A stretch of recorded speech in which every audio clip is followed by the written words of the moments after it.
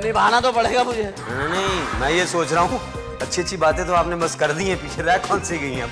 आ गए। अल्लाह तवक्कल ही देखे ना, खुदा ने काम लेने होते हैं। अब वो एक पढ़ाता हुआ आदमी और वो कह रहा है 10 बजे किन्ने किन्ने जाना बिल्लो देखा। बिल्लो के घर वाले सर पकड़ के बैठ गए कि यार ये ओपन इन्विटेशन दे रहे हैं।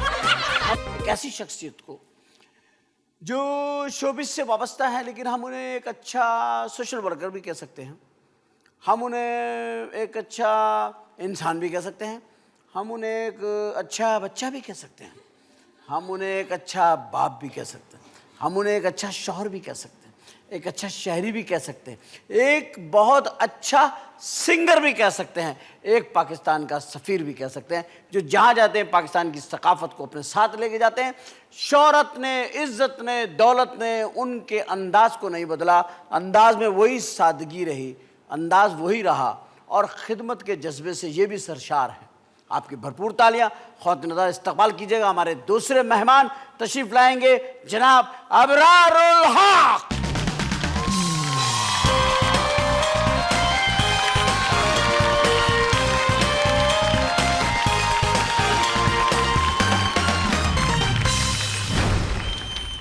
अबरार भाई, आपको खुशामदीद शरीफ शो में, क्योंकि आप एक शरीफ आदमी हैं। बहुत शुक्रिया।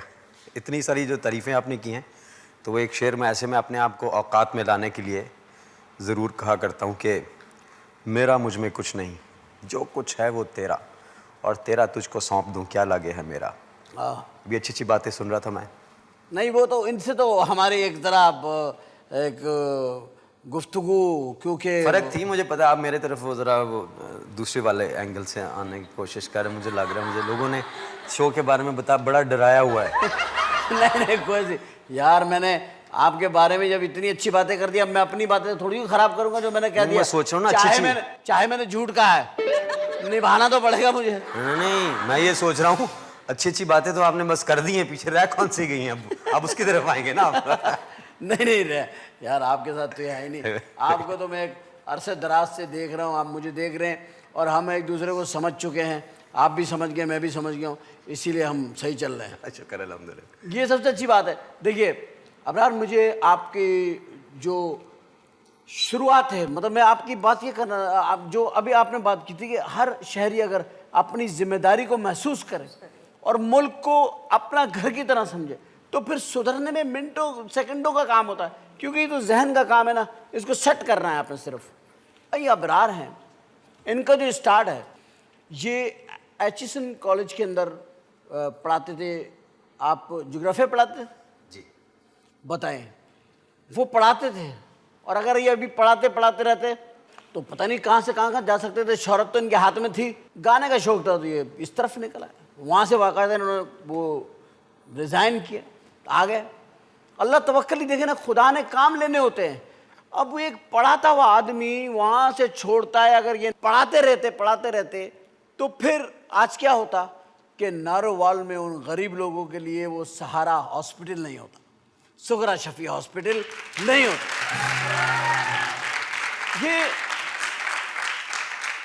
ये कुदरत के काम हैं, जो कुदरत जो इंसानों को रिप्लेस करती है ना, इधर से उधर बिठा दिया, उसको यहाँ बिठा दिया। तो अब देखिए ना, वो अच्छा खासा पढ़ा रहा था एशिसन कॉलेज में, खूबसूरत जॉब थी, 3 बजे। वो भी एक फलाई काम है, वो बड़ी एक्सपेंसिव वहाँ पे एजुकेशन होती थी, कोई फीसबिल्लाह वहाँ नहीं पढ़ाता। सही कह रहे हैं। लेकिन अबरार की मैं बात कर रहा हूँ कि ये कहाँ चले। फिर गीत कौन सा गा लिया, किन्ने किन्ने जाना बिलो देकार। एक नौजवान इंटर हुआ और वो कह रहा है 10 बजे किन्ने किन्ने जाना बिलो देकार। बिल्लो के घर वाले सर पकड़ के बैठ गए कि यार ये ओपन इनविटेशन दे रहे हैं, हमें पूछा नहीं कि भाई इतने बंदों का इंतजाम है, तो मैं इनवाइट करने जा रहा हूँ। उस गाने ने क़यामत डाल दी।